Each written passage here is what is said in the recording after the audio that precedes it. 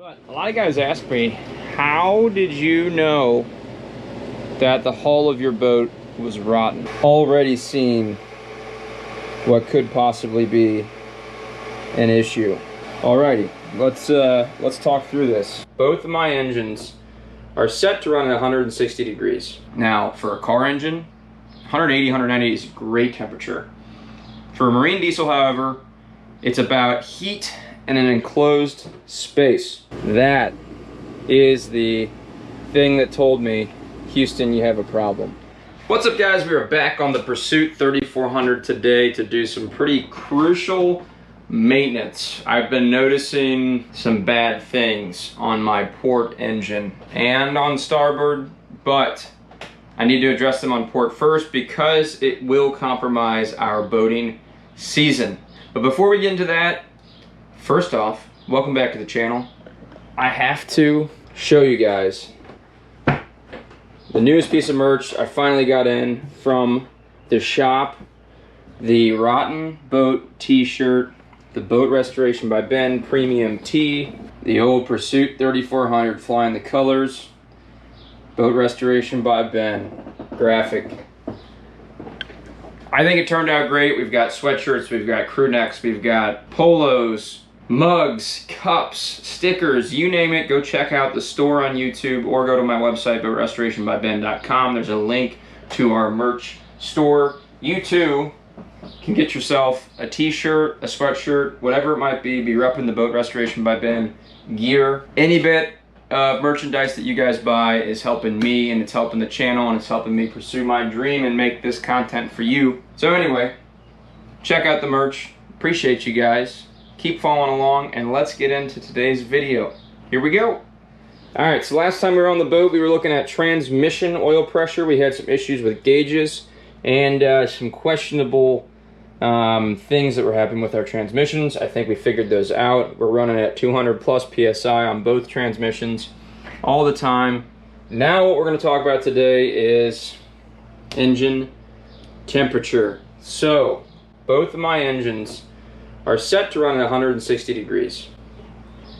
This one will idle at 160 and this one will idle at 160, which is great. However, as soon as I get up on plane, I've been running for a while, this one will creep up to like 180, 190, which is way hotter than I want to be for a marine diesel. Now, for a car engine, 180, 190 is a great temperature. For a marine diesel, however, it's about heat in an enclosed space. So when we have engines running at 190 degrees underneath an encapsulated, sound deadened, sealed room that is only vented by blowers and the air intakes on the side of the hull, we don't want it to be super hot down there. I should be able to put my hand on any component and be able to touch it for at least 2 or 3 seconds without burning my hand. 180, 190 degrees is a little too hot for that. So what I think the culprit is a clogged up heat exchanger. And I know I have not done these heat exchangers on this boat yet. So first and foremost, I'm going to show you how to remove the heat exchanger on a Volvo TAMD 63. It's probably very similar for other Volvos with the same vintage. These motors were built in 1999. Also, just what to look for in general. These engines are closed loop cooled, so they're running coolant through the block, antifreeze through the block, and then they're cooled by water that is sucked from the bay, from whatever body of water you're running in, passes through some coils through the heat exchanger, cools the heat exchanger down, and then in turn cools the coolant on the other side of the fins in the heat exchanger, or coils I'll call them, which in turn water pump circulates through the engine, circulates the coolant, circulates it through the heat exchanger, cools the engine to 160 degrees.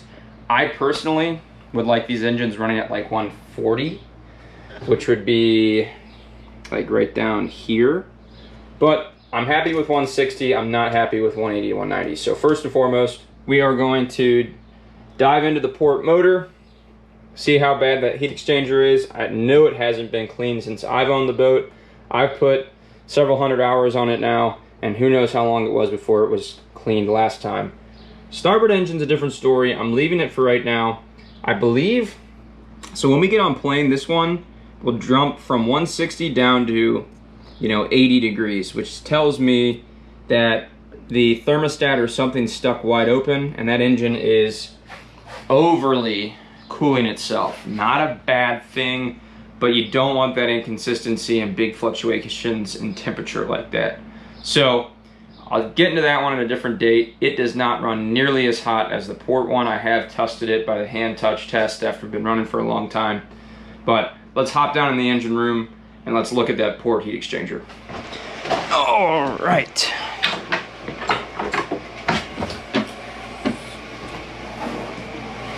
All right, so what we have here is a set of Volvo TAMD 63 high performance engines. They make about 370 horsepower.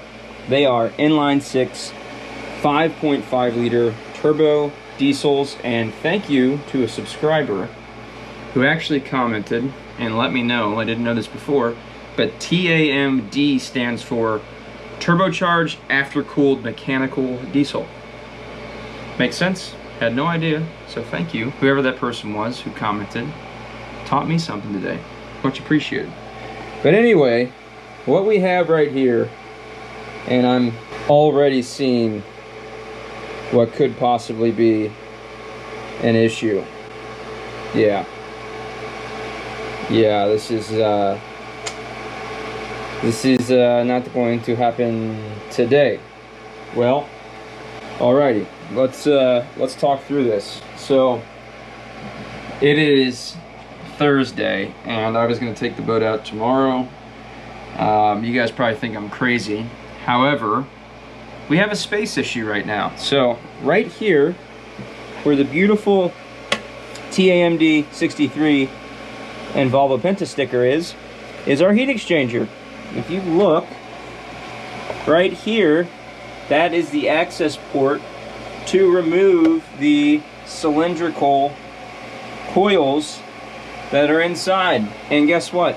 There's no way in heck that I can get that out with the aftercooler, which is mounted right there. So I'm telling you all this because the aftercooler would need to be removed, so unbolted. This is literally like where the air comes in, the charge air comes in from the turbo, goes through the aftercooler, cools the charge air down, and then goes into the cylinder head, so the intake side of the cylinder head. Dang, so this literally needs to come off to get this set of coils out. And you remove those coils, I'll maybe throw up a graphic for you guys. When you remove them, what you're gonna find, because this is sucking raw water, it does have a strainer back there, which filters all the big stuff, but you're gonna get like growth and like corrosion and stuff like that from salt building up inside of your heat exchangers here. So that's not in the engine. There's coolant in the engine, like I said. See, if you look in here, this is our whole reservoir filled with coolant. That is what's running through the engine block, so there's no worries about corrosion in the engine block. However, in here, these things can get clogged up. So what I'm thinking, I've said it before, but I think this is definitely going to turn into a winter project. Yeah. I mean, I might be able to pop off the aftercooler heat exchanger, but right now, I don't think that's a mission we really want to tackle. I mean, you guys can see, I've noted it in the past, but I've got a little bit of splatter coming through here. It's probably because of a bad gasket or seal on the intake side. We'll address that this winter when we pull these heat exchangers off. But yeah, I just made up my mind. Sorry to get you excited, but this project is not going to happen today. I think what we'll do is we'll pull both sets of heat exchangers off the boat once I've got a big gap period in the season, or even in this fall or winter. Take them to the shop and clean them there properly, and not try and do this under the gun today. Well, I mean, here you have it. So our raw water comes in Let's see here, from our strainer up into the engine down there. It then comes up and goes through the heat exchanger, where it also passes water through the heat exchanger, which coolant is on the inside here, and then the heat exchanger where the raw water goes through is in the middle. It exits down here through a hose, goes up to a transmission oil cooler, and then dumps all that raw water out right behind the exhaust side of the turbo. So that big 3-inch dump there goes straight out the exhaust on the backside. So when I feel this, I check these often. It is ice cold, or I say ice cold, but it's the temperature of the water in the bay. So all that's working well. And then here, pretty simple, you saw our coolant reservoir. So this is filled with coolant. Here's a little coolant overflow, which actually runs up and over into a couple canisters there.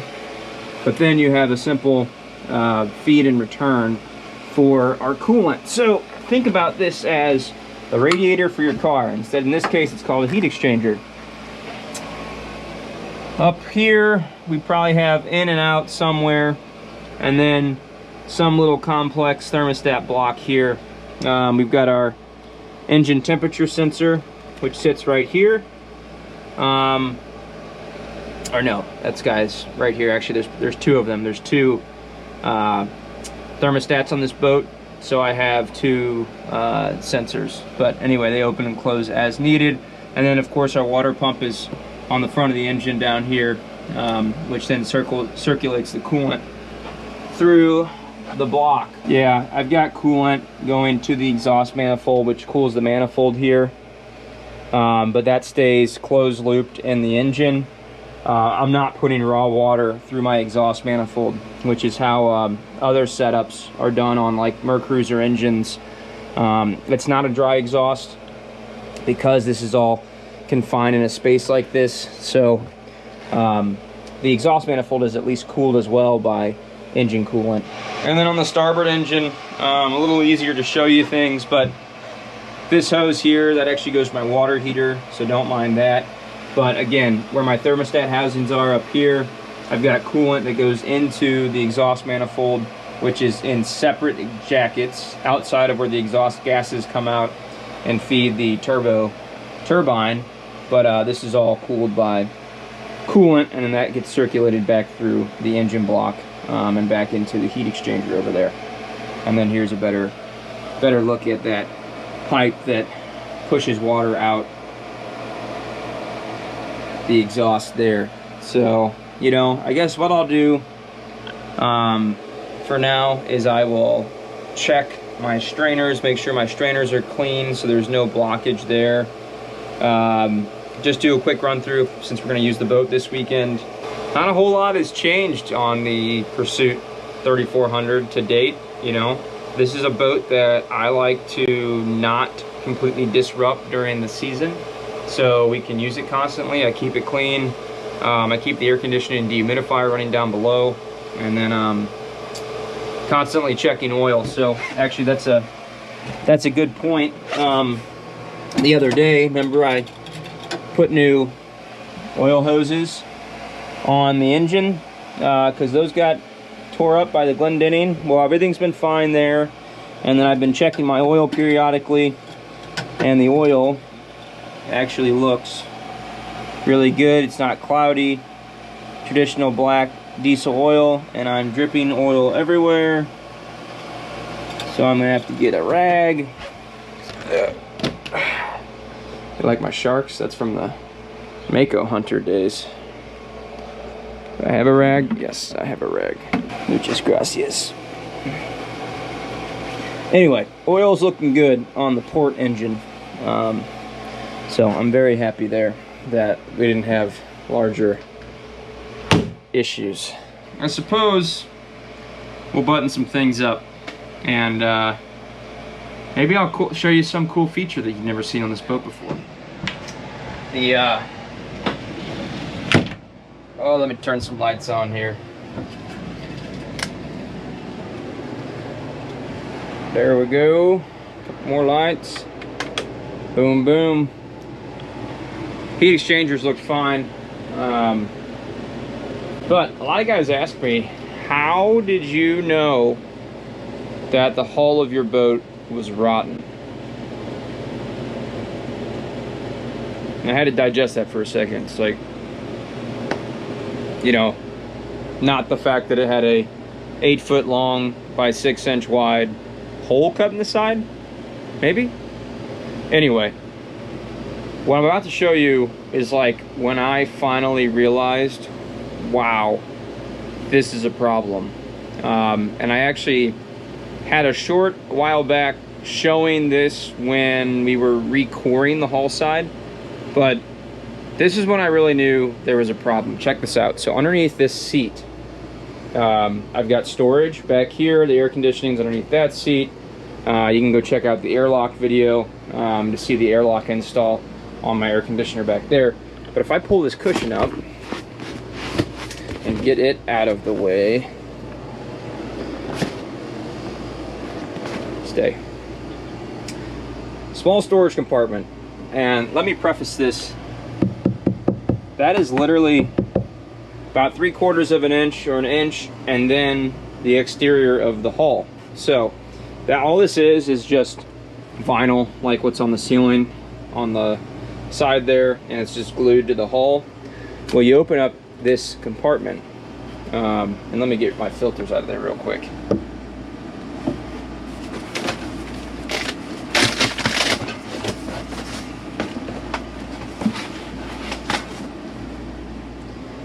You open up this compartment, and when I first bought the boat, I opened this up and I saw cracks, I saw mold, and it was really, really wet inside this compartment. I'm like, that's strange. This is the inside of the boat.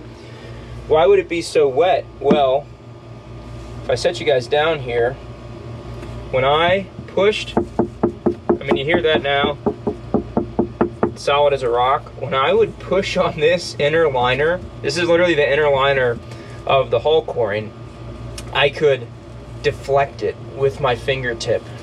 And then I pressed on a little bit more, started to crack, and water began seeping through this inner liner. So I panicked, I chose to ignore it, but I knew that that was going to be a drastic problem. And you know, my coring strip was probably cut out from, well, anchor locker up there, probably back to right here. But then the fact that I was getting wetness that far low and this far back on the hull, you know, we're not quite midship. Midship's probably right about here. That was going to be a problem. So this little storage compartment, which is completely dry now, the mold has been sprayed and removed. There's some staining there that I could get rid of, but I've chosen not to. But that is literally like the trigger that was like, okay, after we use the boat this season, we have to haul it out and we have to take care of that hull side issue. So if you guys haven't seen that entire repair process, go back and check out the videos. There's a whole series on hauling out, stripping the hull side, cleaning it, recoring it, redoing the bottom, and then the whole repaint of the boat itself. That was this past winter. But that is the thing that told me, Houston, you have a problem.